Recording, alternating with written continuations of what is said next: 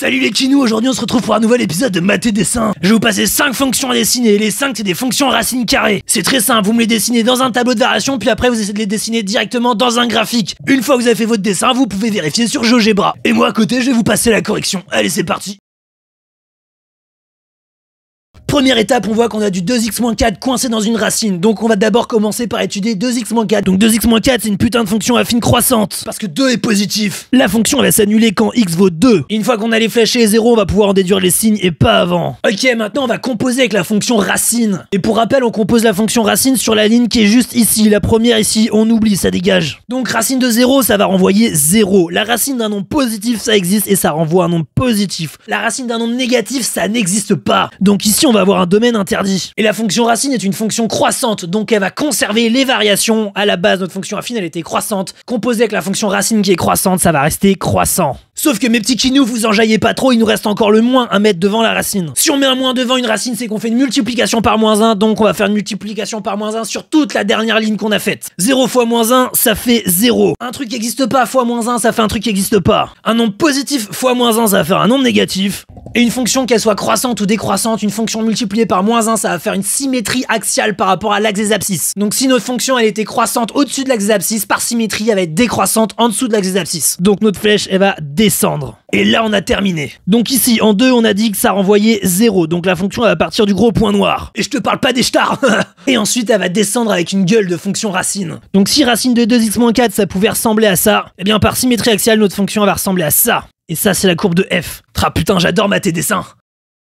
Ok, on est parti avec la fonction f égale à racine de moins 3x plus 7. Donc déjà, on va commencer par faire juste moins 3x plus 7. Parce que notre fonction affine, après, on va la balancer dans une fonction racine. Donc notre fonction affine ici, elle est décroissante parce que son coefficient directeur, il est égal à moins 3 qui est négatif. Ensuite, notre fonction affine, elle va s'annuler en 7 divisé par 3. Et là, on peut en déduire les signes. Au-dessus du 0, c'est plus, en dessous du 0, c'est moins. Maintenant, on va composer avec la fonction racine. Donc racine de 0, ça renvoie 0. La racine d'un nombre positif, c'est positif et elle existe. La racine d'un nombre négatif, c'est mort, on oublie. Et la fonction racine, c'est une fonction qui est croissante, donc elle va conserver les variations. Donc on avait une fonction qui était décroissante, elle va rester décroissante. Et tout à l'heure j'y ai pas pensé, mais on peut aussi mettre les limites. Donc la fonction affine en moins l'infini, elle renvoie plus l'infini, et la racine de plus l'infini va renvoyer également plus l'infini. Ok, maintenant il y a plus qu'à dessiner la fonction. 7 divisé par 3, ça fait à peu près 2,333333333333333. Parce que 7 c'est à peu près comme 6, et 6 divisé par 3 ça fait 2, il va nous rester un tiers, donc 2,33333333333.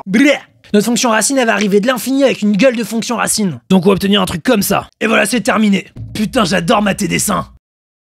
Ok, là on a affaire à un produit de fonction infinie, ça nous donne l'équation d'une parabole. Autrement dit, un putain de polynôme du second degré. Là on va pas développer, ça serait complètement con, on perdrait l'avantage du produit pour faire les équations nulles. Par contre, en développant dans nos têtes, on sait que le coefficient directeur ici va être égal à 1, parce que ça nous fait du x fois x. Égal à 1, il est positif, notre fonction elle va avoir une tête de cuvette de chiottes, elle va sourire à la vie. C'est une parabole qui sourit parce que le coefficient directeur il est positif. La fonction ici, on voit directement qu'elle va s'annuler en 3 et en moins 4. Et donc en signe, on a juste à regarder les flèches par rapport au 0, ici la flèche au-dessus du 0, ici en dessous du 0, ici au-dessus du 0. Et évidemment, en plus l'infini, ça renvoie plus l'infini, et en moins l'infini, ça renvoie également plus l'infini. Allez, on compose avec la fonction racine maintenant. Donc en 0, la fonction racine, elle renvoie toujours 0. La racine d'un nombre positif, ça reste un nombre positif. La racine d'un nombre négatif, ça existe pas. Et puis la fonction racine, c'est une fonction qui est croissante, donc elle a conservé les variations. Donc là, on était croissant, on reste croissant, et là, on était décroissant, on reste décroissant. Et la racine de plus l'infini, c'est plus l'infini. Et donc là, on a terminé notre étude. Donc là, on va pouvoir dessiner. Donc en moins 4 et en 3, notre fonction, elle va partir de 0. Entre 3 et plus l'infini, elle va être croissante, elle va avoir une gueule de fonction racine. Et entre moins l'infini et moins 4, pareil, mais dans l'autre sens. Et donc, si on vient de dessiner, là, c'est la courbe de f. Et on a terminé. J'adore Maths et Dessin.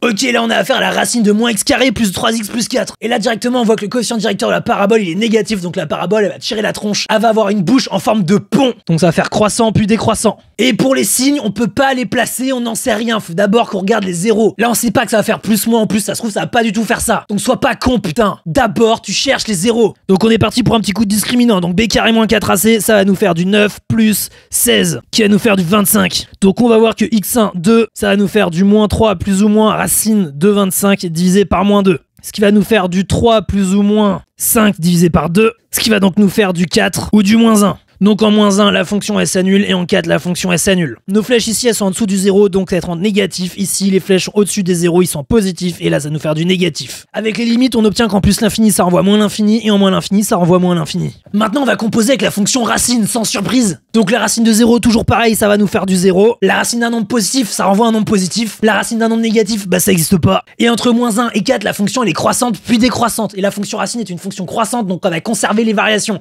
Donc si c'est croissant décroissant bah ça va rester croissant décroissant. Et maintenant on va dessiner la fonction dans un graphique. Donc en -1 et en 4 ça renvoie 0. On a dit qu'entre -1 et 4 c'était croissant puis décroissant donc ça va faire quelque chose comme ça. Parce qu'on n'oublie pas qu'avant de mettre la fonction racine ça reste une parabole et la fonction racine va juste avoir pour effet de rétrécir un petit peu, de resserrer légèrement les courbes. Mais donc on va conserver la gueule de pont. Et donc ça c'est la courbe de f, si tu me crois pas tu peux aller regarder sur GeoGebra. Ah putain j'adore mater des dessins. Ok, là on va se prendre la fonction f de x qui est égale à racine de cosinus de x. Et là tu vas voir, c'est la merde. Parce que cosinus de x, son graphique, eh bien c'est des petites vagues à l'infini. C'est-à-dire que ça va nous faire cette merde là à l'infini, là comme ça. Et dans le tableau de variation, il est hors de question qu'on fasse une infinité de vagues, c'est complètement con. Par contre, tu sais que la fonction cosinus, elle est 2π périodique. Donc si on veut dessiner la fonction cosinus, on va restreindre l'intervalle moins l'infini plus l'infini à l'intervalle d'une longueur de 2π. On s'en fout de l'intervalle exact, il nous faut juste un intervalle d'une longueur de 2π. Parce que 2π périodique. Moi ce que je vous propose, c'est qu'on se restreigne à l'intervalle moins pi. Ah putain, j'adore l'humour.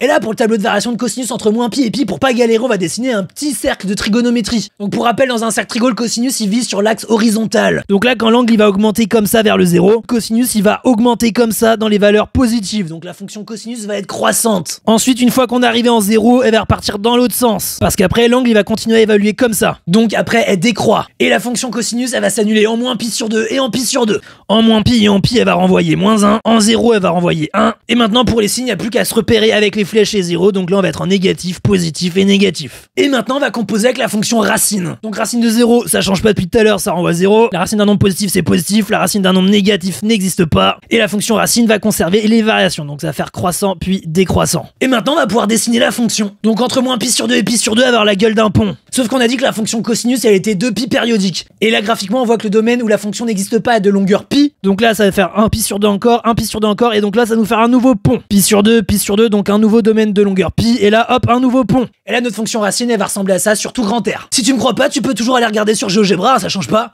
Ah là là, j'adore mater des dessins. Bon bah voilà, la vidéo elle est terminée, j'espère qu'elle t'a plu, si c'est le cas bah tu peux liker, ça moindre des choses, chacal. Tu peux t'abonner, commenter, partager. Pour 2 € par mois, tu peux aussi avoir accès à plein de vidéos premium, des vidéos d'automatisme, de réflexes, d'automatisme. Putain, je l'ai déjà dit, je me suis répété le bolos.